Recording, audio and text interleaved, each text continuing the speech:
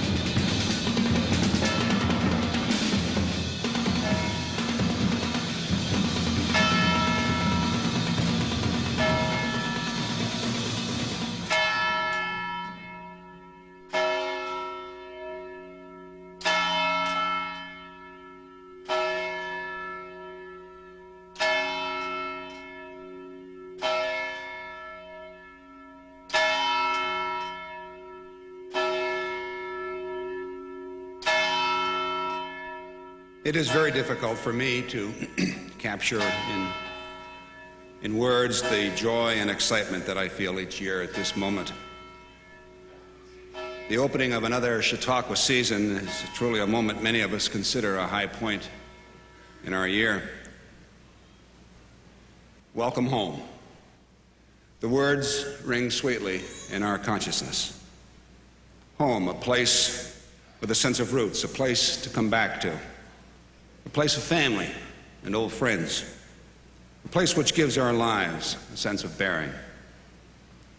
I tapped the gavel 3 times.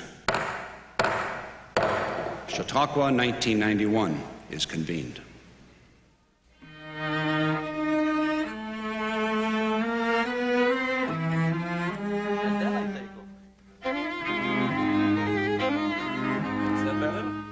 So I'll bring us in, but let's exactly. You guys build it. You see, when I sit back, it didn't happen.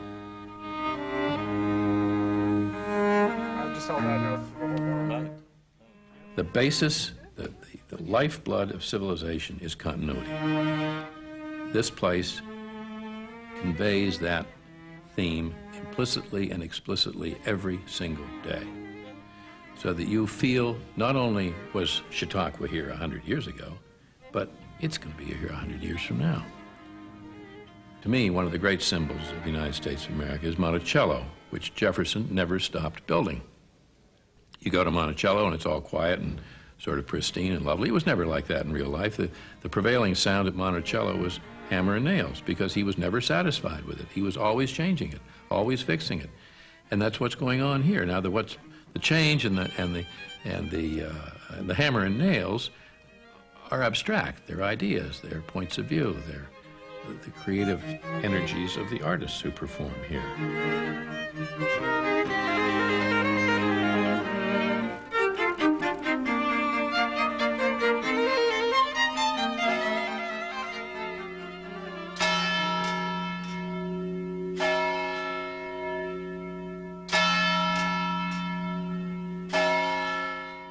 Caring black adults were buffers against the segregated prison of the outside world that told me as a black girl that I wasn't important. But I didn't believe it because my parents said it wasn't so, my teachers said it wasn't so, and my preachers said it wasn't so. So the childhood message that I internalized thanks to the adults in my life was that as God's child, no man or woman could look down on me, and I could look down on no man or woman. Finally, I think it is important that we stop our country and stop ourselves from making a distinction between our own children and other people's children and recognize that every American child has an equal claim on the American dream, and that every child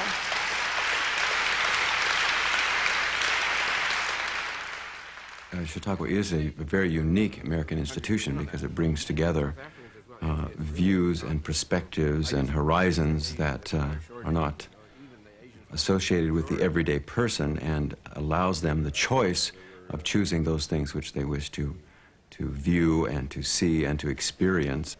So it's like sitting down to an incredible banquet, and one can choose what one wants to enjoy from the from the array of dishes that are displayed before you. Yes.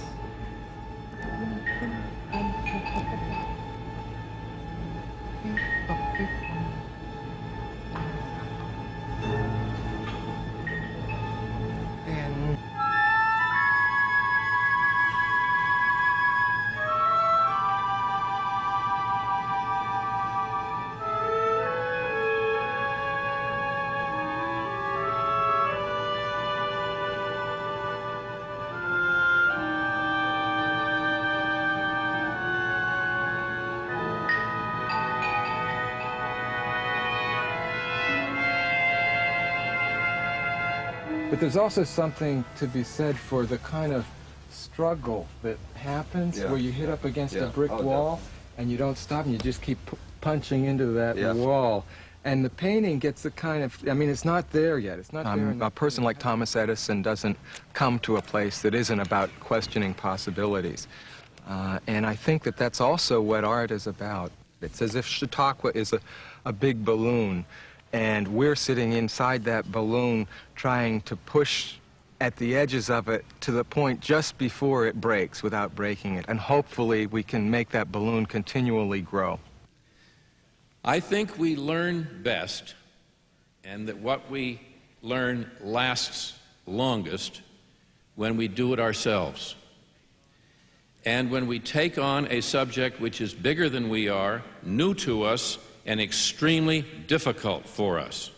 And Copernicus was speaking about the great scientific discoveries that were being made in his time, and he said they tended to be made by the young or by those whose minds were freed from habit-formed inhibitions of thought. That's what I think Chautauqua is. It's a place to which people can come and refresh their minds and become young again in their thinking. What I think is important is not the mechanism you're using to write with, but what it's coming from your brain and that wonderful creative center that's subconsciously there, functioning all the time, and every once in a while letting you have this real burst of creativity that you didn't know was in you and that you didn't know was going to tell you what to write. My life is like a ping pong. I'm either out at, an APA meeting with all these lawyers and all these staff and all these applicants and fighting and arguing, and I'm just up to here with people. Then I go back to my cabin and there's nobody there except my two friends here. And then I need that respite and that quiet to recharge myself, to get ready to go out and fight some other issue or battle. I find that being alone is what I need to open that creative door.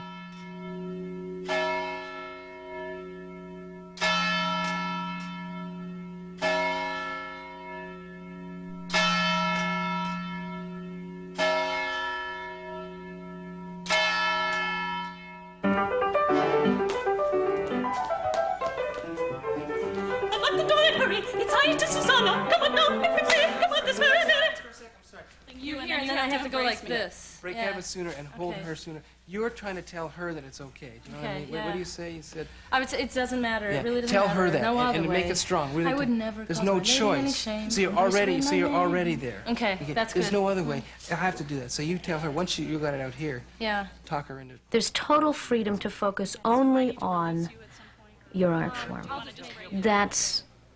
That doesn't exist almost any place else in the world. I live in New York City. In New York City, just getting to the rehearsal can be a process that takes a lot of energy out of you. There's an enormous amount of art of freedom to create, because that's all we have to worry about.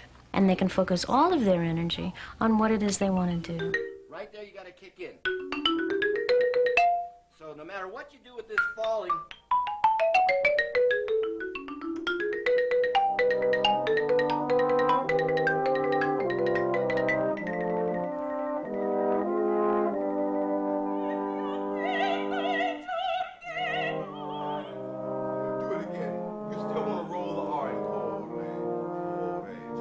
Almost like a D.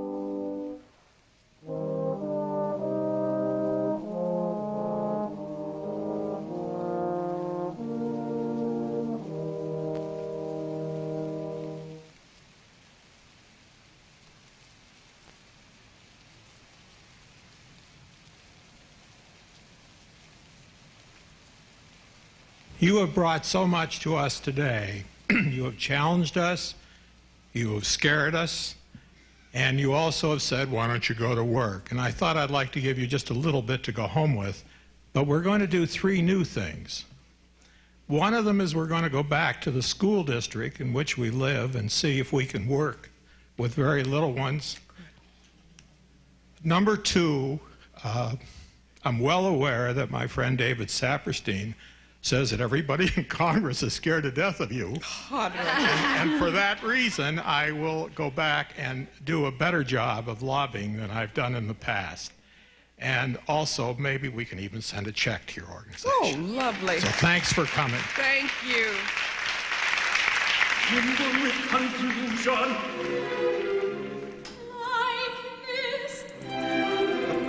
Add to the illusion.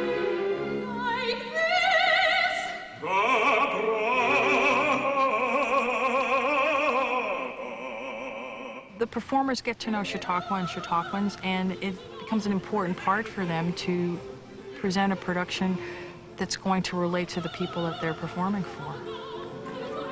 They're not characters that don't mean anything to anybody. They're real people up on stage, and they're not a lot of fat opera singers who are just making beautiful sounds.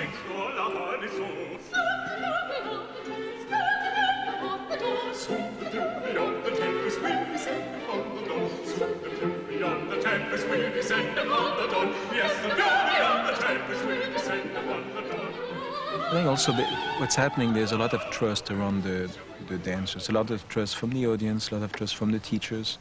So it seems that you can give your best, you can take a chance, you can make a mistake, nobody is going to blame you for that. We tell them, fall, it's fine, you know, it's all right, but at least it shows that you took a chance, good. If we make a mistake, it's not that important. They will still like us, you know. A conductor has a certain sound in the ear which he is trying to achieve. This is the most direct effect that a conductor can have. Chautauqua provides a very unique experience here because it embraces so many aspects of art and life and education. And I think that what we should try to do is to try and bring all those aspects together.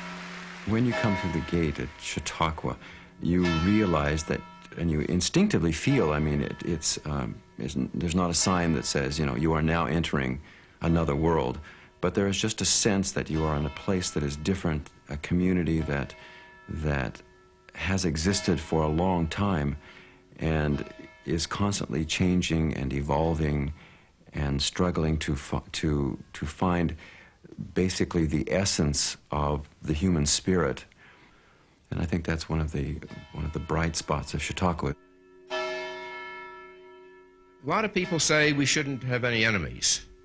Gutierrez says, the Bible does not say have no enemies. The Bible says love your enemies, which is a lot harder. See, we will have enemies in the sense of disagreeing with what's going on in the world. We will have people of sharp differences. Because eventually, about whether war the is US an appropriate is means going to of have to settling pay social disputes. for its 5 tons of carbon. That they've got to get serious about drug interdiction when the mayor of the capital of the United States is indicted for drug abuse. We have been an innovative society. We have been an inventive, resourceful people. And rail about what is not being done and about how bad things are getting in America, that we do not sit around and say, why doesn't somebody do something? Each of us is going to have to take upon ourselves the responsibility of seeing if there's a need to ask, why don't I do something? And that environment today is one of the most powerful unifying forces. Our eyes have been all riveted on the economic ethical changes taking systems, place in Eastern all Europe, nations. along with the political changes. But we have not We really need to focused enough on the dramatic affirm economic changes taking anger place in as a Latin virtue. America as well. That's a hard thing for me to say. I grew up in a, quote, Christian home. Anger was a no-no. Christians don't get angry. Christians remain nice at all times to people. But it seems to me that in the kind of world we live in, there is a great deal about which we need to be angry. We should be morally indignant at many of the things that go on in our society and commit ourselves to changing them. But the thing that saves that, I think, from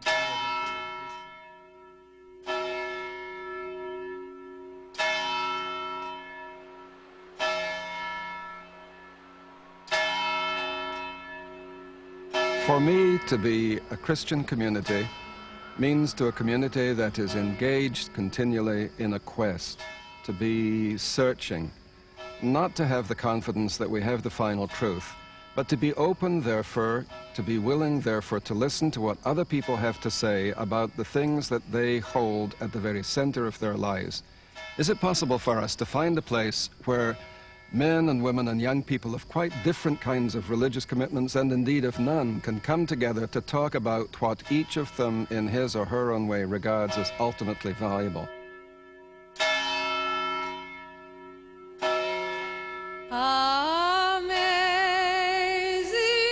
grace, how sweet the sound that saved a wretch like me. I describe Chautauqua as the land of the open mind, a place where I've never met more people who are more interested in more things, more willing to listen to extraordinarily varied perspectives.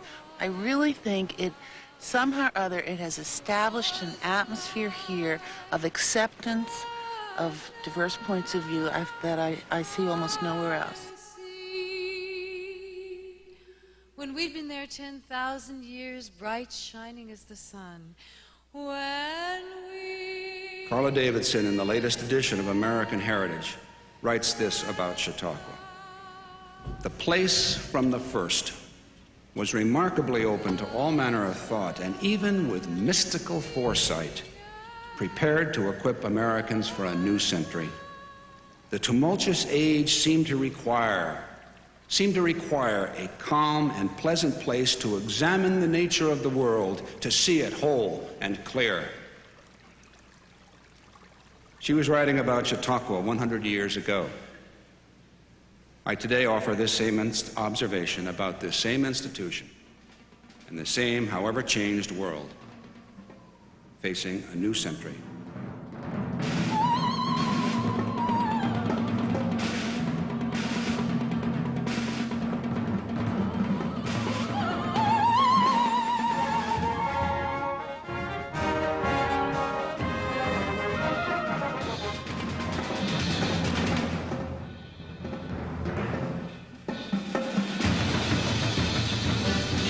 Al compás del contrabajo y al arrullo de acordeón.